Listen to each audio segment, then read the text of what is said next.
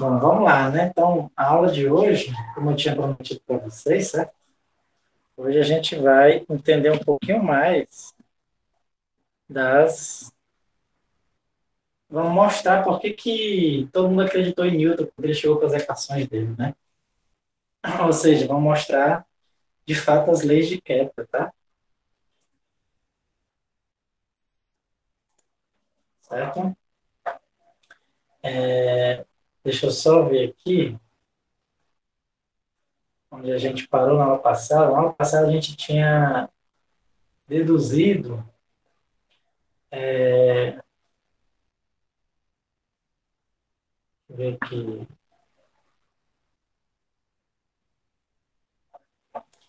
Bom, a gente tinha deduzido essa equaçãozinha aqui, né? A gente, para descrever o movimento, né, do problema da força central, a gente já viu que ela acontece no plano, tá? Então, ou seja, aqui é a origem, aqui é o meu corpo, que é o vetor R, certo? E a gente descreve o movimento desse corpo aqui usando coordenadas polares, né? O R e o θ, tá?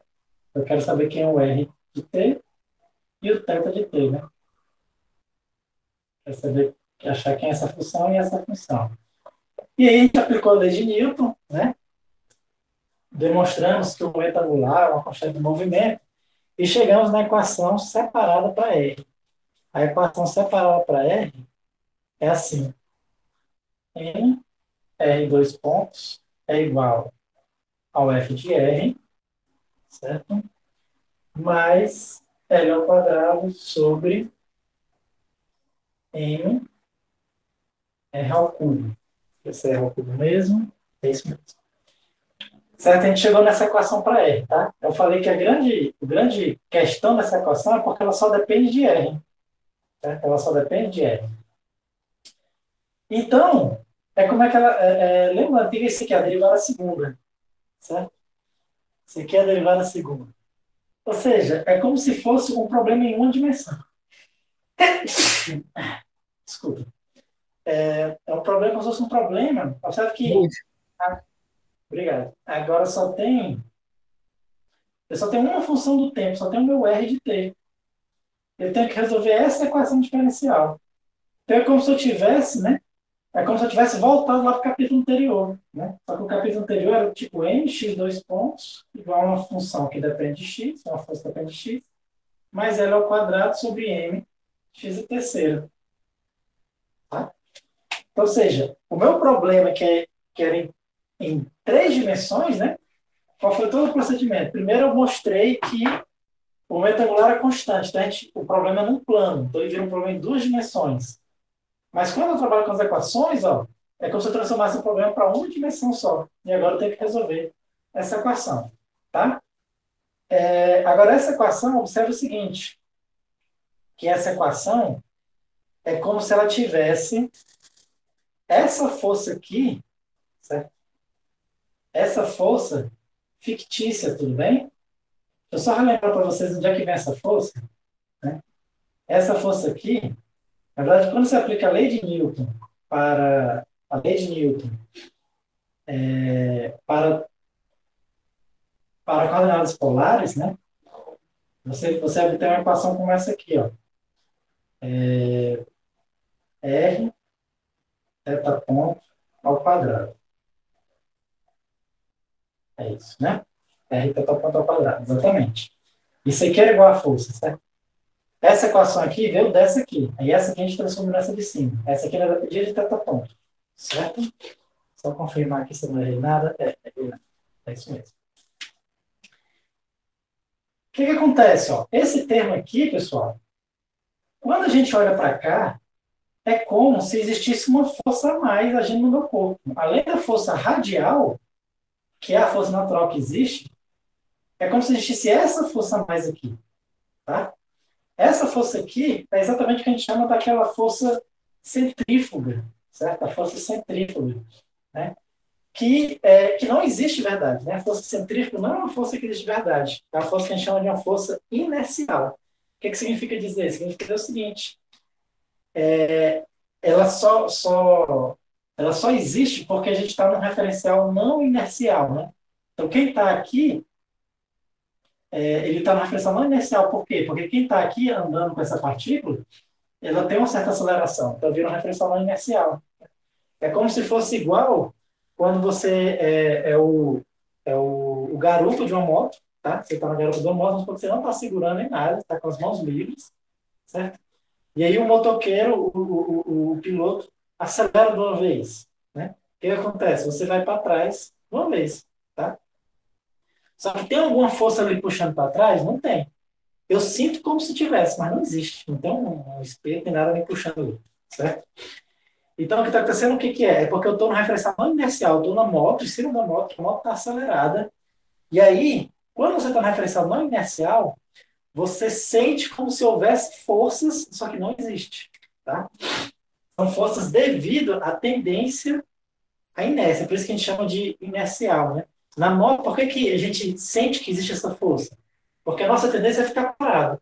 Quando a moto vai para frente de uma vez, o nosso corpo ele vai ficar parado, ao menos que haja uma força sobre ele. Então, primeiro a moto puxa nossas pernas para depois puxar o nosso tronco. Então, por isso que tem uma força que eu acho que está me puxando para trás, mas não é. É minhas pernas que estão indo para frente e ela começa a puxar meu corpo para frente. Tá? Então, é a minha tendência de ficar parado que faz com que eu sinta que soubesse uma força. A mesma coisa acontece quando você tem rotações, tá? E aí é o que acontece aqui. Então, é como se esse corpo aqui, que está rodando, é como se ele sentisse uma força, certo? De repulsão, que está empurrando ele para trás. Matematicamente, ela é uma força de repulsão, tá? Só que ela não existe de verdade. É uma força inercial. Por quê? Porque ele está considerando, né, se eu botasse um referencial aqui, eu ia sentir uma força inercial, certo? Eu ia sentir como se tivesse uma força para trás, mas que não existe, certo? Ou seja, mas matematicamente ela aparece como se fosse uma força, certo? Matematicamente ela aparece como se fosse uma força. E aí a gente consegue inclusive fazer várias análises, inclusive com essa força, certo? Inclusive considerando essa força, tudo bem? Mas antes de a gente fazer essas análises, vamos primeiro pegar o caso concreto de um F de R, certo? Então vamos considerar o seguinte, ó, que o meu F de R, vamos pegar a força gravitacional mesmo, tá? Então a força gravitacional, como é que ela é, certo? Vocês devem lembrar no ensino médio, vai ser a constante universal vezes a massa de um planeta, vezes a massa do outro planeta, dividido pela distância ao quadrado, certo? Só que um planeta está na origem, tá? O planeta está exatamente na minha origem aqui, certo? Ou seja, então essa distância aqui, ó, é exatamente a distância do corpo, né? Vamos supor que esse planeta aqui é o que esteja parado, esse aqui é o que está em movimento, certo? Então essa distância é exatamente o R, tá? Então aqui eu posso escrever como sendo esse D, 1 sobre o R ao quadrado, e outro detalhe também. Essa força ela é atrativa, tá? Então, se ela é atrativa, certo? Então, se eu for escrever aqui vetorialmente, ela vai ser aqui, ó, desse jeito, certo? O menos, né? Porque se fosse positivo, lembrando, esse vetor R está apontando para fora, sempre para fora. Então, se eu volto positivo, a minha força estaria apontando para fora. Mas como essa minha força é atrativa, está apontando para dentro, então ela fica negativa, certo? Então, vamos trabalhar com a força desse jeito aqui, mas para eu não ficar precisando de escrever G, Mzão e Mzinho, vamos simplesmente dizer que vai ser menos um K sobre R ao quadrado. Tá? E esse K a gente sabe que é o Gzão, Mzão e Mzinho. Ou seja, vamos de fato resolver o problema, né, de um planeta orbitando o outro aí. Certo? E aí vamos lá. Ó. Então, como é que vai ficar aqui a minha equação do movimento? Então, vai ficar assim, né? Ó. Vai ficar M, R dois pontos, vai ser igual a menos K sobre R ao quadrado, sobre R ao quadrado, mais L ao quadrado sobre M, R a terceira. Certo? Aqui, pessoal, ó, é uma força que depende da posição. Lembra que quando a sua força depende da posição, uma das formas da gente estudar esse movimento, né? E nesse caso aqui a gente consegue ter várias interpretações interessantes usando essa forma, é usando o conceito de energia, né? Certo? Então, quando a força depende da posição, a gente pode criar energia potencial, tá? A gente cria energia potencial, certo? Fazendo aquela analogia, né, em uma dimensão. Era exatamente assim, né, de um ponto de referencial, certo? Até R, tudo bem? Quando você faz essa integral aqui da força, né, nesse caso aqui a gente integra as duas forças, tá? Que é exatamente menos K sobre R ao quadrado, mais o L ao quadrado sobre M, R ao cubo, certo? A gente consegue achar a energia potencial, né, para esse problema em uma dimensão, tá? Lógico que esse aqui não é um problema em três dimensões, né? A gente consegue transformar nas equações de uma dimensão. Então, todos aqueles métodos que a gente viu, que a gente usa para uma dimensão, a gente pode aplicar aqui. E um deles é essa energia potencial, tá? E aí, integrando aqui, ó, a gente vai achar exatamente esse meu ponto de referencial, certo? O melhor que a melhor forma, né, para ficar melhor matematicamente, é a gente considerar no infinito, certo? Porque no infinito, o potencial tende para zero, certo? Então, vamos considerar o ponto de referencial no infinito, então a gente faz a integral do infinito a um R, e quando a gente resolve essa integral, a gente vai achar isso aqui, ó. É o próprio termo, é o próprio termo, ah, esse aqui é exatamente o potencial gravitacional que a gente chama, certo? É o potencial gravitacional de fato. E temos esse termo aqui, ó, menos, aliás, aqui vai ficar, esse aqui vai ficar menos, tá? Porque menos que esse menos fica mais, só que a integral de 1 sobre R2 aparece o menos, e esse aqui vai ficar mais. Apesar de ter esse menos, mas quando eu integrar, vai aparecer o mais, tá? M, aqui aparece um 2, M, R ao quadrado. Então, é isso mesmo, tá? Então, acaba que eu acho uma energia potencial desse jeito, tudo bem? Deixa eu ver se eu acertei essa minha energia potencial. Vai que eu né? Tá certo. Tá certo. Agora vamos analisar. E lembra, quando a gente analisa o gráfico do R, certo? Do V contra R, a gente pode ter várias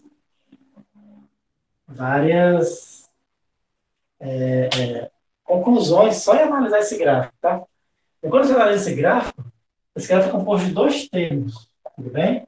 Um termo é esse aqui, certo? É o que a gente chama de hipérbole, certo? É uma hipérbole quadrática, né? Se a gente for ver o gráfico desse cara aqui, ó, ele é um negócio assim, certo? Quando eu vou ver o gráfico desse aqui, esse aqui, deixa eu desenhar um pouco mais, uma queda um pouco mais abrupta, porque é quadrático, ela cai mais abruptamente. E quando eu vou ver o gráfico desse aqui, esse aqui é positivo, esse aqui é negativo, tá? Ele é um negócio assim, ó. De tal forma que quando eu somo um com o outro, o meu resultado é, é assim, ó. Esse aqui é o potencial final que eu tenho. A gente já viu um potencial parecido com esse, né? Aquele que eu falei para vocês, que é o do Leonard Jones, né? Então, ou seja, quando a partícula, quando um planeta está orbitando o outro, ele tem um potencial que a gente chama de potencial aparente, né? Por que é aparente? Porque esse termo aqui, na verdade, não existe, né? É um termo de uma força que não existe, tá? É só pela nossa descrição matemática que ela apareceu, certo?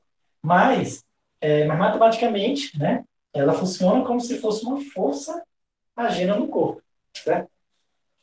E aí, o que é que acontece? O que acontece é que o que acontece é que ela passa a existir, né?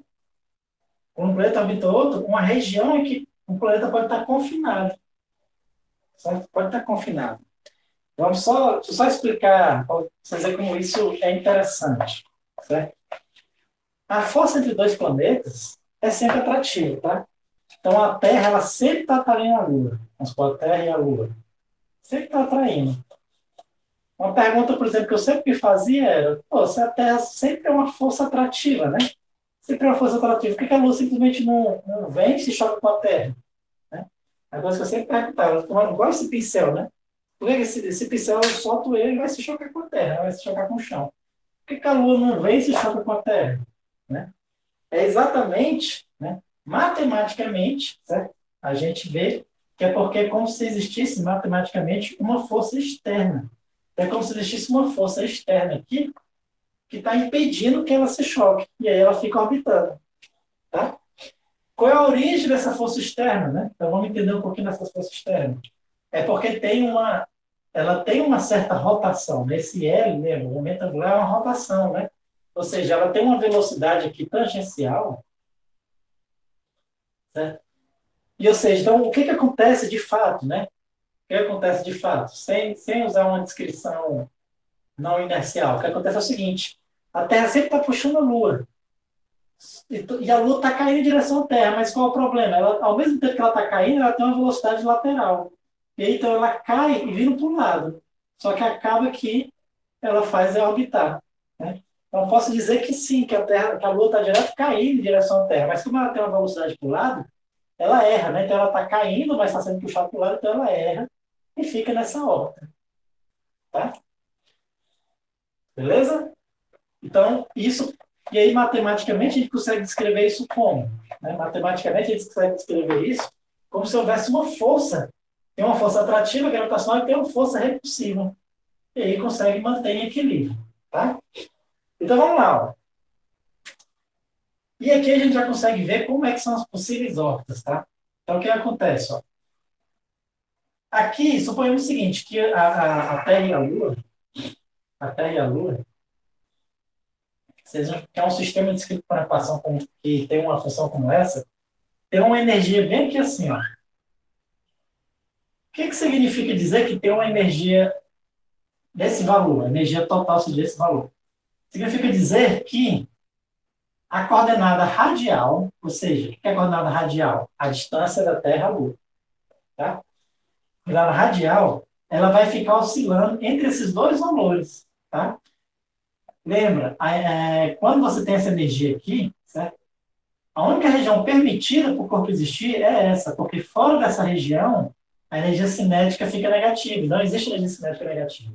Então, o corpo que tem esse determinado valor de energia, ele só pode oscilar nessa região. Então, ele vai oscilar entre esse R1 aqui e esse R2. Tá?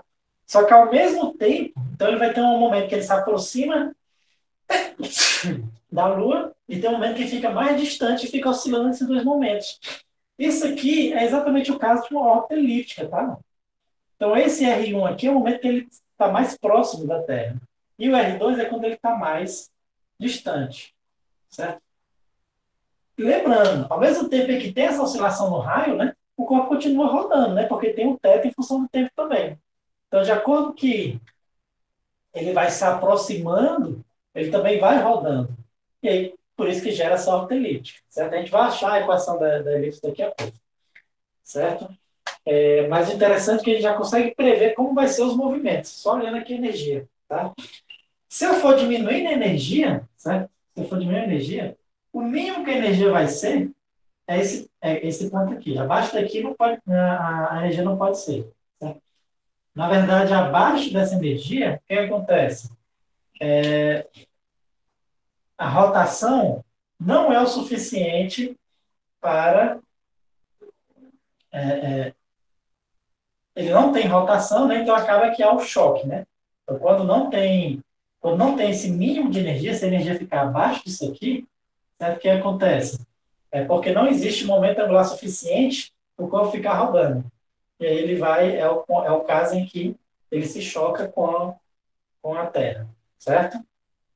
E aí fica o seguinte, aqui, mas nesse caso aqui, em que a energia está nesse mínimo aqui, lembrando que nesse caso aqui, só existe um R possível, esse aqui. Tudo bem? Por quê? Porque a energia potencial, ela nunca pode ser maior do que a mecânica. Então, essas regiões aqui são todas proibidas. São todas proibidas para essa energia aqui. A energia potencial maior. Então, só existe uma região possível. É um único ponto. Nesse caso aqui, só existe um único R. Só existe um único R. E esse R é constante. Significa dizer que a Lua estaria orbitando a Terra com um raio constante. Ou seja, seria uma órbita circular. Tá? Seria uma órbita circular. Certo? O ruim da órbita circular é que, se ela perder um pouquinho de energia, ela pode entrar numa trajetória que vai se chocar com a Terra. Tudo bem? O R pode ficar diminuindo até se chocar com a Terra. Certo? Então, assim, ainda bem que a Lua não está numa órbita circular, tá? Ela está na órbita elíptica. Certo? Beleza. E se por acaso eu aumentar a energia, né? Eu aumentar a energia, por exemplo, para uma região B aqui assim, como é que seria esse movimento? Né? Então, esse movimento seria assim, ó. Uma partícula que se encontra aqui, por exemplo, ela iria se aproximar da Terra, certo? Ele viajaria aqui, ó, iria se aproximar da Terra, até atingir esse raio mínimo. Depois que eu chegasse no raio mínimo, é um ponto de inversão e ela volta para o infinito, certo? Isso é exatamente um cometa que visita a Terra uma única vez, tá? Então, o cometa ele vem com raio infinito, certo? Ao mesmo tempo que ele está chegando, o raio está diminuindo, o Terra também está mudando. Aí ele se aproxima da Terra e depois volta para o infinito. Essa aqui é exatamente a trajetória de um cometa, né? Isso aqui a gente vai ver, isso aqui já é exatamente uma hipérbole, tá? A gente vai ver que as trajetórias que essas equações me dão é, é exatamente as trajetórias das cônicas, né? A elipse, a circunferência, a hipérbole, né? E a outra cônica. Esqueci da outra cônica, certo? Então, mas agora vamos resolver aqui, vamos resolver o meu problema, tá? Deixa eu botar aqui a equação. É essa aqui, né? Menos K sobre R. Menos K sobre R nada. É menos K sobre R ao quadrado, mais L ao quadrado sobre M R a terceira. Certo? E aí fica o seguinte. Quais são as formas que a gente tem para resolver essa equação? Uma das formas é a gente resolver a integral de energia, certo? Que é aquela integral que o Adriano resolveu no programa dele, que geralmente é muito complicado de se resolver usando aquela integral, certo? Nesse caso, o jeito mais fácil é resolvendo mesmo essa equação diferencial, tá? Só que para resolver essa equação diferencial, a gente tem que fazer uma mudança de variável, certo? A gente tem que fazer uma mudança de variável. A gente vai ter que dizer o seguinte, para ficar mais fácil, essa equação aqui virar de uma forma que a gente consiga resolver de uma forma mais fácil, e a gente vai ficar bem facinho depois que fizer essa transformação, eu vou dizer o seguinte, eu vou dizer que meu R de T, ele é 1 sobre U do θ de T. Tá? Isso que a gente chama é uma mudança da variável dependente. Tá? A variável dependente, né, que é o R, que depende do T, eu vou mudar, ao invés de eu vou transformar essas derivadas aqui, tudo em derivada de U, e onde tiver R eu vou tentar substituir por U. Certo? E o meu U não é um U que depende do tempo. É um U que depende de θ, e o θ depende do tempo. Certo? Quando eu faço isso, eu consigo transformar essa equação para uma forma bem familiar para a gente, bem fácil de resolver. Né? Mas como é que eu faço a transformação? Né? Então, para eu transformar, certo? Primeiro, eu sei que o meu U, né? Eu vou tirar essas dependências para não ficar muito pesada a notação. Eu posso simplesmente, ou seja, eu posso dizer simplesmente que o R é 1 sobre U, ou seja, o meu U é 1 sobre R. Tá? Então aqui fica mais fácil. A derivada de R com relação a T, ou seja, o meu R ponto, eu tenho que aplicar a regra da cadeia aqui, né?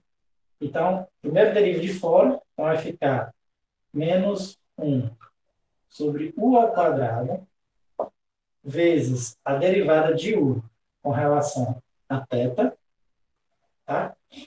Vezes a derivada de θ com relação a t, θ ponto. Então, derivada de R é isso aí, certo? E a derivada segunda de R, então tem que derivar tudo isso, certo? A derivada segunda de R, vamos fazer aqui, dá um pouquinho de trabalho. Primeiro eu derivo a primeira, multiplico pelas duas outras, depois a segunda, depois a terceira. Vamos ver derivar aqui a primeira, com relação ao tempo, né? E aí eu tenho que usar a regra da cadeia, né? Então, desce menos 2 vai ficar 2, subtrai 1 elevado à terceira, só que eu multiplico pela derivada de dentro, que é du de θ, vezes θ ponto, certo?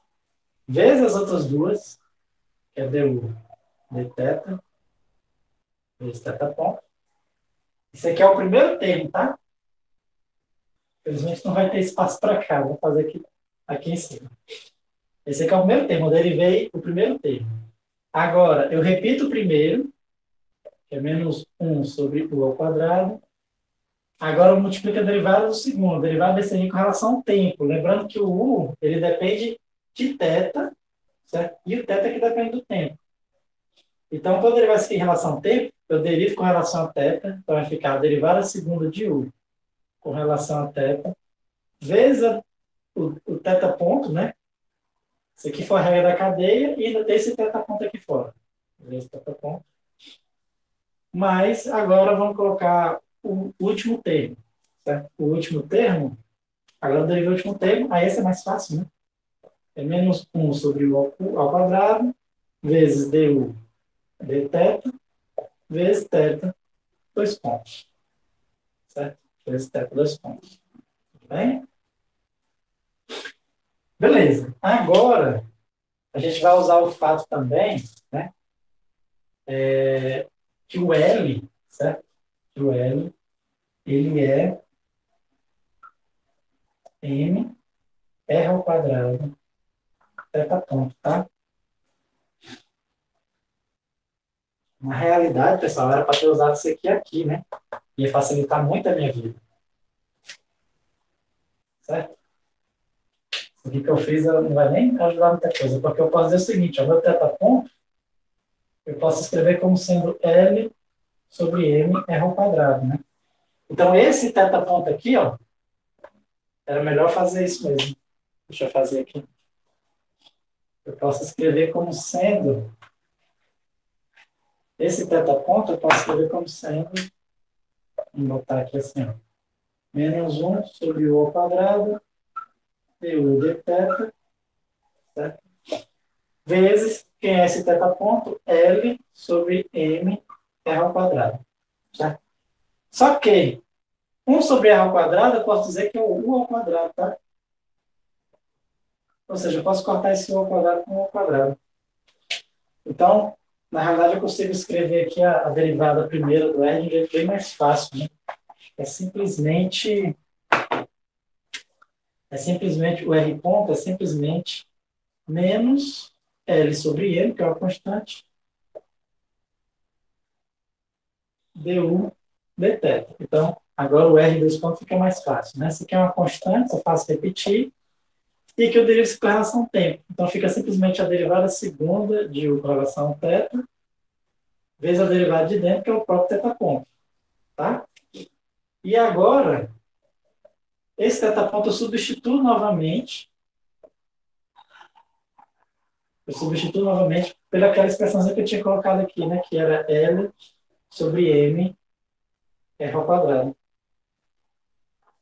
Certo? Ou seja, o R dois pontos vai ser menos L ao quadrado sobre M ao quadrado, R ao quadrado, D2U, dθ2. Tá? Só ver que só acertei todas essas derivadas aí. Botei errado. Aqui.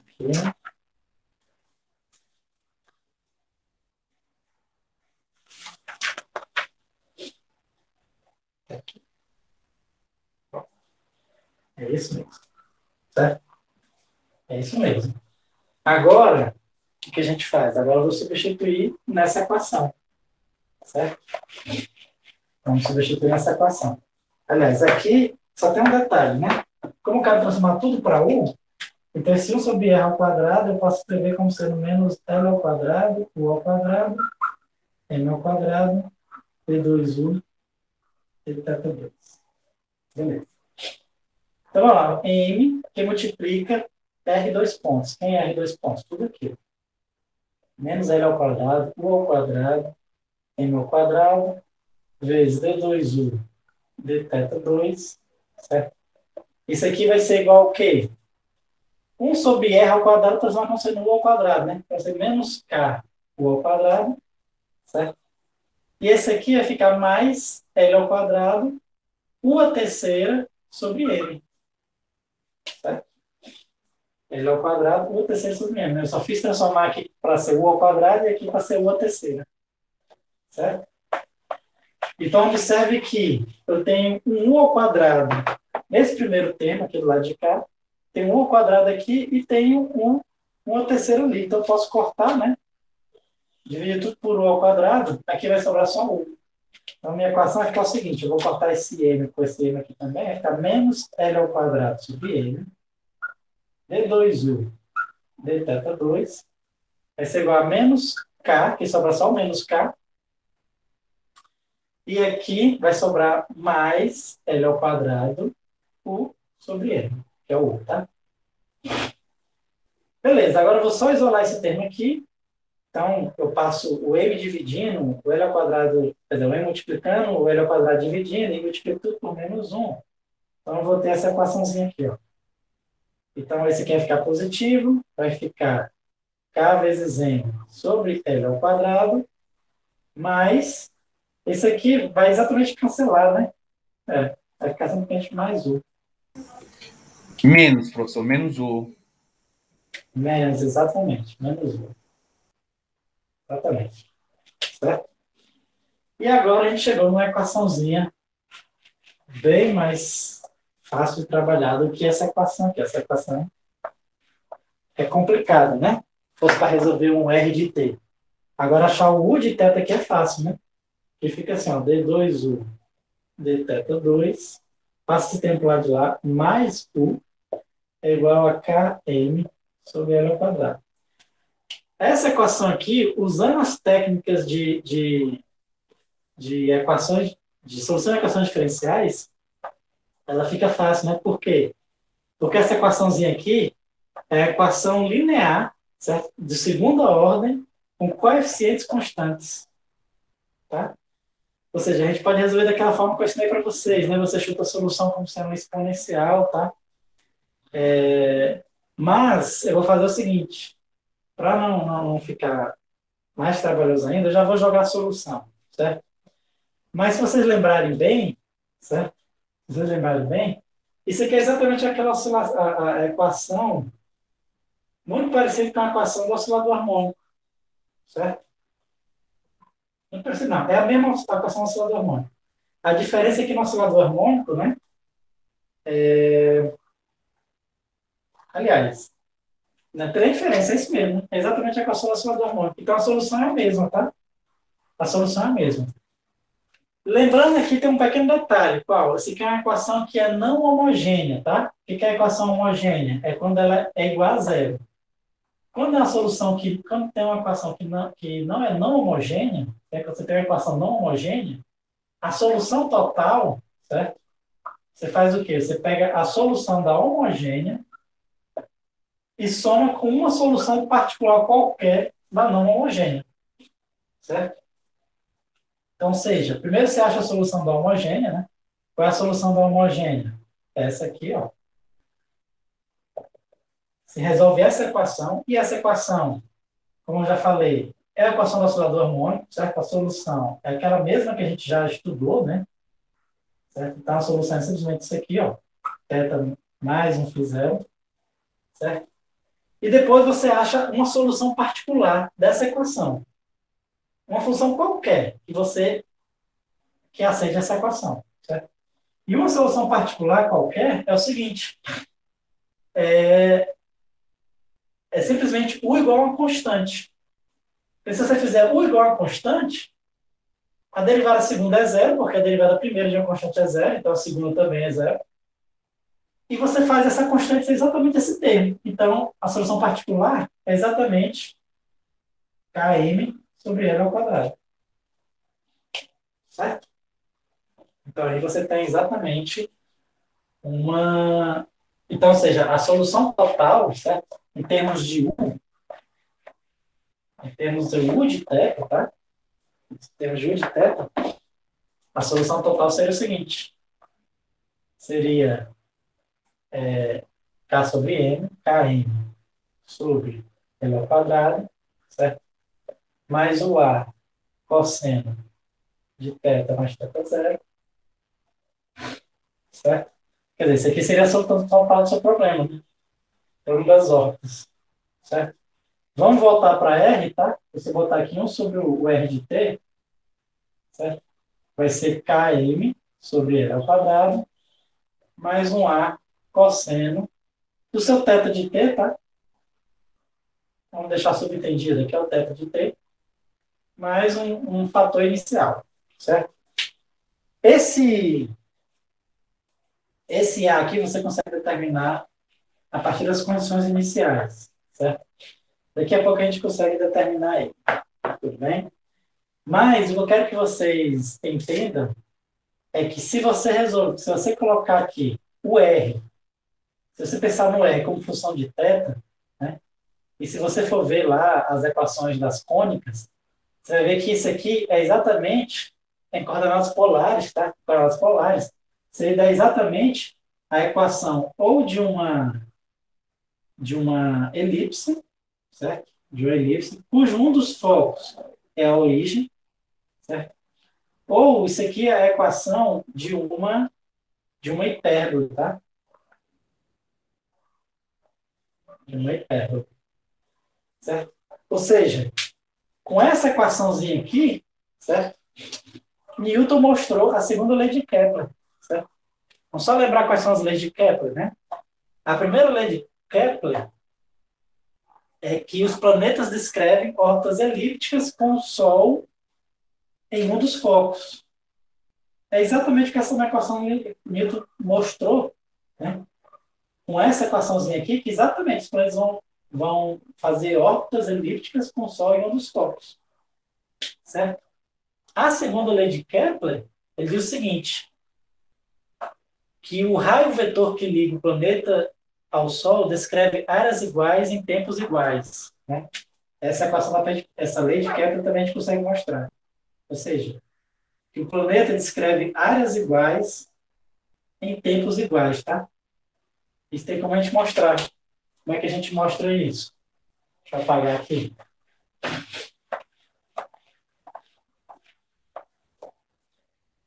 Vamos só relembrar o seguinte, ó. Se você tem uma função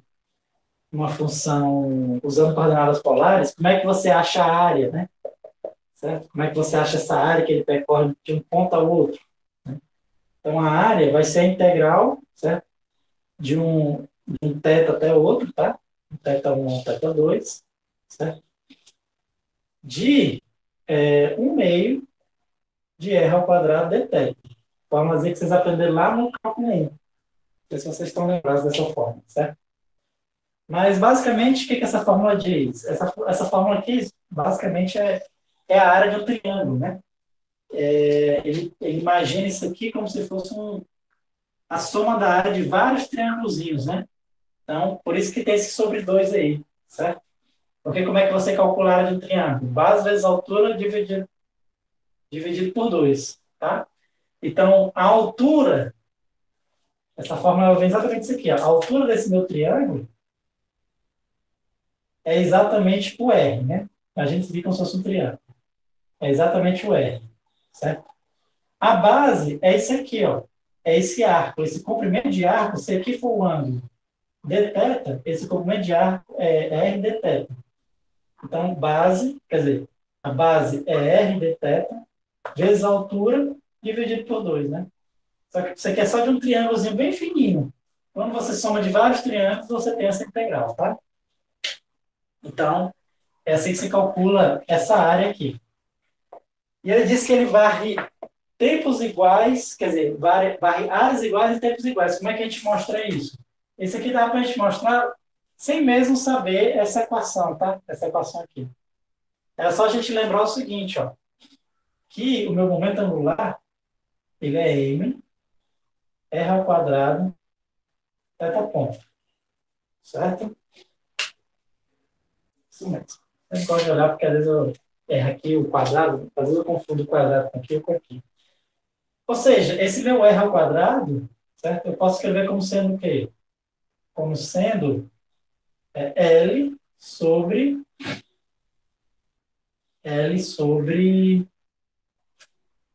n θ ponto, tá?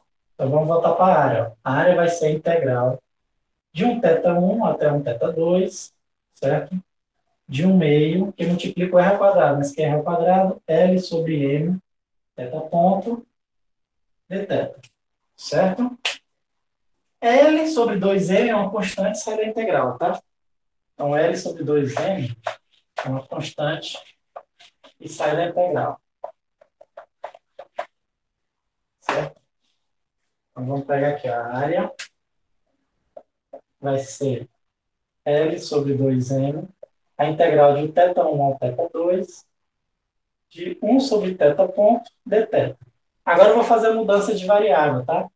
Então, eu vou mudar minha variável para t, certo? Então, ou seja, eu substituo θ pela função que ele é em função do tempo, certo? Então, quando eu faço isso, vai ficar a integral do tempo t1 ao tempo t2 de um θ ponto vezes dt, né? É aqui porque virou θ ponto, né? Porque lembrando. Então, dθ aqui eu posso escrever como sendo dθ dt, dθ dt, dt, certo? Então, aqui vira o dθ dt, né? Só que o dθ dt é o que a gente chama de θ ponto. Então, corta θ ponto por θ ponto. Vai ficar L sobre 2m vezes a integral de um t1 até um t2 de dt. Isso aqui é exatamente o quê? Isso aqui vai dizer que essa integral de dt é exatamente a variação do tempo. Então, ou seja, ele vai percorrer a áreas iguais em intervalos de tempos iguais. Então, sempre quando o planeta varre tempos iguais, ele tem áreas iguais. Quer dizer, ele vai descrever áreas iguais, exatamente o que diz a segunda lei de Kepler, né?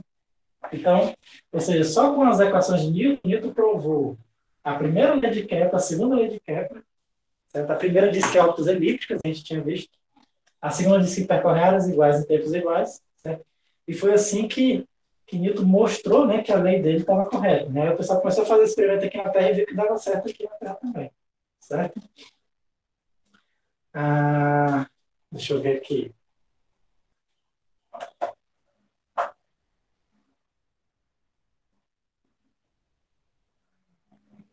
Bom, a terceira lei de Kepler ela é um pouco mais complexa de mostrar, tá? Posso até mostrar na próxima aula se vocês quiserem, mas ela diz o seguinte, que o período ao quadrado vai ser igual a uma constante de proporcionalidade e vai ser proporcional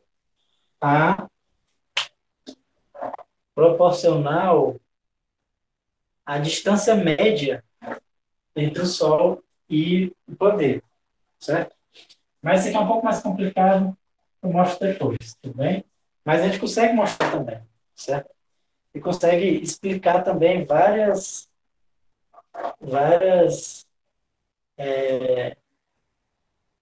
consegue também explicar vários outros resultados, né? Então, por exemplo, ó, a gente sabe que as órbitas são elípticas, certo? E vamos só relembrar de uma coisa, ó, que o θ ponto ele é igual a L sobre M R ao quadrado. Esse θ ponto, pessoal, que é o quê? A taxa de variação do ângulo, né? É a velocidade angular. Significa dizer que a velocidade angular com que o planeta está rodando, né? Ou seja, a velocidade com que esse ângulo está mudando, certo? A velocidade angular, ela é inversamente proporcional ao quadrado do raio. Quanto maior o raio, menor a velocidade angular. E o inverso também é verdade. Ou seja, quando o planeta está passando aqui próximo do Sol, o raio é menor, a velocidade angular é maior. Então, ele está ele é mais rápido, né? A velocidade angular quando a gente está passando próximo do Sol é mais rápido que quando a gente está longe do Sol, né? Quando a gente fica mais longe, o planeta fica mais lento. Quando chega mais perto, ele fica mais rápido. Tudo bem, pessoal? Alguma dúvida em relação a isso? Vamos fazer o seguinte. Hoje a gente fica por aqui, certo? Na próxima aula, a gente vai ver mais algumas coisas interessantes desse problema, tá? Várias aplicações interessantes, não só em relação à órbita de planetas, mas, por exemplo, para descobrir como era o formato do átomo, né? Teve que fazer cálculos parecidos com esse para descobrir o formato do átomo, certo? E aí a gente vai dar uma olhadinha nisso, certo?